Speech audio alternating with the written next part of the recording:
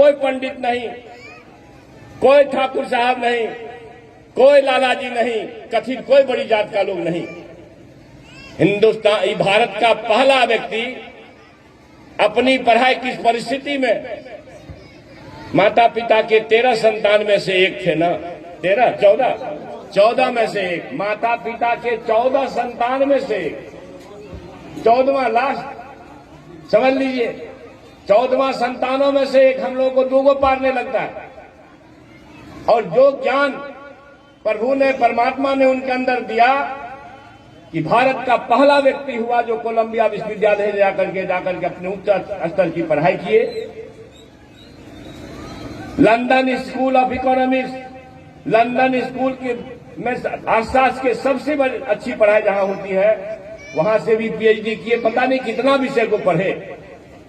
और जब देश में आए, स्वाधीनता आंदोलन चल रहा था, स्वाधीनता की लड़ाई लड़ने वाले हमारे पुरखे जो भी रहे, चाहे गांधी जी हो, राजेंद्र प्रसाद हो, जो कोई भी हो, उन लोगों ने महसूस किया कि बिना डॉक्टर साहब अम्बेडकर के ज्ञान का इस देश को आजाद नहीं कराया जा सकता। और फिर उनका सम्मान पूर्वक बुलाया, उनके ज्ञान का प्रयोग किया।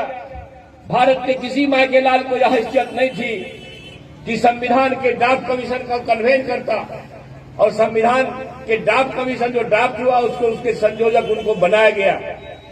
और आज हम, चाहे डॉक्टर जवाहर पासवान, चाहे महेश्वर पासवान जी बोल के चले गए, चाहे प्राणेश जी बोल के जाएंगे, या बोले भी हैं आपके सामने, जो कोई भी लोग इस हैसियत में हैं तो डॉक्टर भीमराव अम्बेडकर के उसी संविधान के चलते हैं, किसी तुलसीदास जी के रामायण के चलते नहीं। पूजिए विप्रशील गुणहीना, न शूद्र ज्ञान परवीना। आप समझ लीजिए, इससे ज्यादा अगर इसी को खाली समझ लीजिएगा कि यह बाबा साहब अम्बेडकर ने नहीं लिखा, तो किसने लिखा?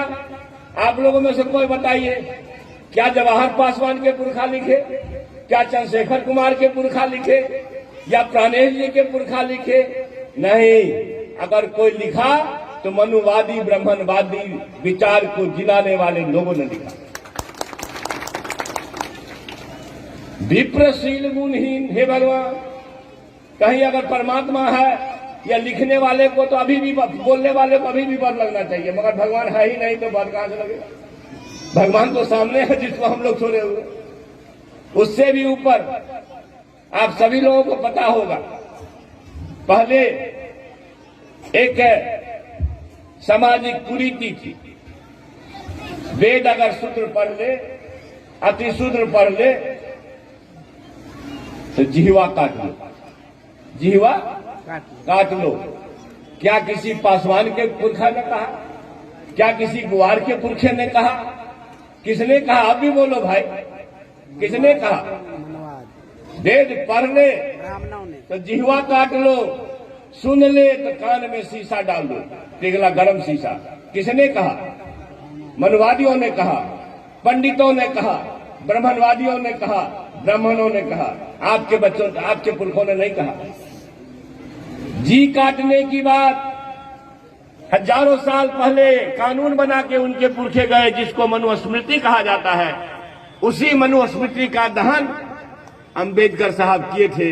इसलिए मनुस्मृति को चलाने वाले लोगों से नफरत करना चाहिए, न कि अभी सुने महेश्वर भाई ने बताया हमारे गांव में क्या है भाई, चिरौरी में दुसाध चेतना उत्थान परिषद, दुसाध उत्थान परिषद, चमार उत्थान परिषद, गुआर उत्थान परिषद, इससे काम चलने वाला नहीं है। समूचे दलितों का उत्थान हो, इसकी अगर कोशिश आप नहीं करेंगे तो आप दफन हो जाएंगे इतिहास में। अलग अलग जातियों में तो बांट दिया आपको, 6,647 पता नहीं कितना, 743 गजट में है, भारत सरकार के गजट में। और मालूम है, अभी तेजस्वी यादव जी के साथ आज तक का इंटरव्यू हो रहा था, वो अंजना ओम कश्यप बोल रही थी कि तेजस्वी जी 48,000 जाति अब है, 48,000 तो कैसे गिनती हो? तो आप समझ लीजिए, भैंस की गिनती हो सकती है, गाय की गिनती हो सकती है, मगर आपकी गिनती नहीं हो सकती। इसलिए कि आप बहुजन हैं, आपकी गिनती और भारत सरकार करा देगी तो 1 पैसा भी आएगा तो 1 रुपया में 85 पैसा आपके घर में जाएगा। इसलिए वो नहीं कराना चाहता, इसलिए मनुवादी नहीं कराना चाहते। तो मैं एक बात, मैं तो पूरा पंडित हूं नहीं, कुछ कुछ सुना हूं साहब लोगों से, मगर एक बात कहना चाहता हूं, अगर हमारे पिताजी सुने, डॉक्टर साहब ने कहा शिक्षा वो शेरनी का दूध है, हमने नहीं कहा, वो महान पुरखा डॉक्टर भीमराव अंबेडकर ने कहा शिक्षा वो शेरनी का दूध है जिसे पियोगे तो दहाड़ोगे। अगर आज डॉक्टर जवाहर पासवान हो कि चंद्रशेखर हो आपके बीच में कुछ शब्द कहने की हैसियत रखता है तो वो डॉक्टर भीमराव अंबेडकर के प्रयास और आशीर्वाद से। अगर हमारे पिता हमारे माता हमको ना पढ़ाए होते भाईजान, तो एक छोटे परिवार में हम पैदा हुए, 6 फीट का लाठी लेकर के भैंस के पीठ पर रहते, आपके पास प्रोफेसर एमएलए बन के पूर्व मंत्री बनकर के भाषण नहीं कर रहे होते। अगर यह किसी का योगदान है तो डॉक्टर भीमराव अंबेडकर साहब का योगदान। कोई भी आदमी, हमारे महेश्वर भाई पढ़ने चले गए, कहां असिस्टेंट कमिश्नर बन के रिटायर किए, तो वो डॉक्टर भीमराव अंबेडकर के कृपा और आशीर्वाद से किए। इसलिए कोई कंफ्यूजन मत रहिएगा, कोई संशय में नहीं रहिएगा। संशय होगा तो जुल्म हो जाएगा, संशय हो जाएगा तो हम लोगों से अपराध हो जाएगा। इसलिए शिक्षा के सिवा कोई मंत्र हमारे लिए उचित नहीं है।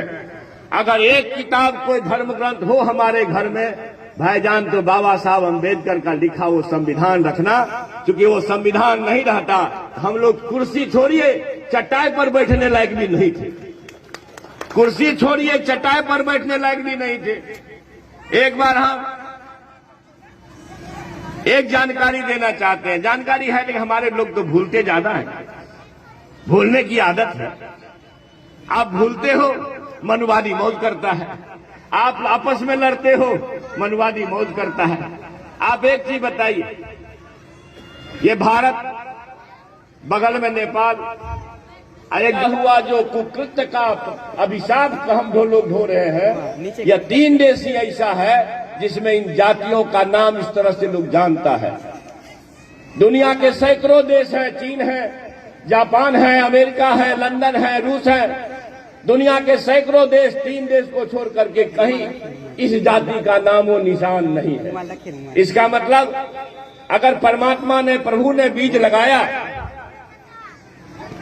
होता तो हिंदुस्तान में ही नहीं लगाता, नेपाल में ही नहीं लगाता, मॉरिशस में ही नहीं लगाता, इन जातियों के बीज को पूरे दुनिया में फैलाता।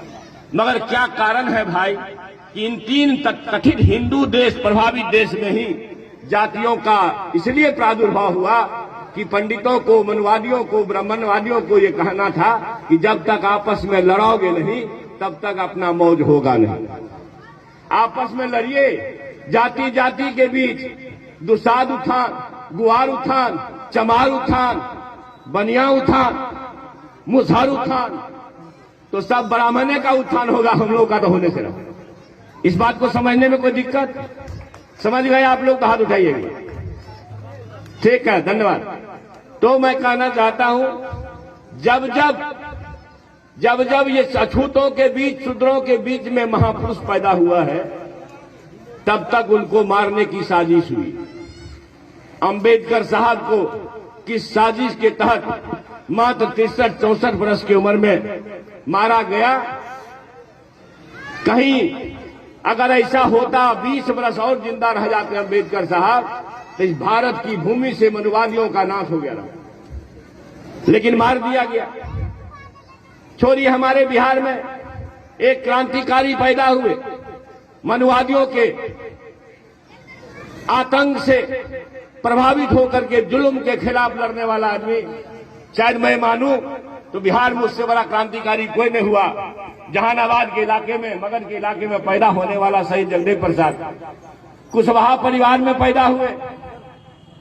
मनुवादियों के जो रोज के अत्याचार इतना होता था, आज हाजीपुर में भी एक कत्ल हुआ, बलात्कार किया, हमारे दलित के बच्ची के साथ उसका कत्ल कर दिया गया। सामूहिक बलात्कार के बाद हंगामा चल रहा है। जगदेव बाबू जब लोग जगाने का काम किए, जगाते जगाते जगदेव बाबू के एक आवाज पर गरीबों का झुंड चला जाता था, 25,000 50,000। उस जगदेव बाबू को इन मनुवादियों ने गोली मरवाया, पुलिस अधिकारी से गोली मरवाया। ज्यादा दिन की बात नहीं है, मुश्किल से 40 वर्ष पहले, 50 वर्ष पहले गोली मरवाया।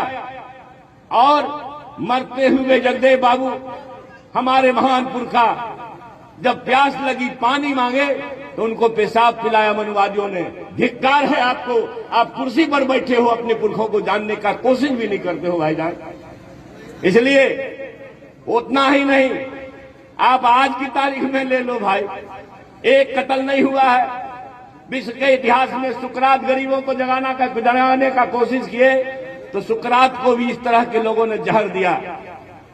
ईसा मसीह जी जगाने का कोशिश किए, ईसा मसीह को भी सूली पर चढ़ाया गया।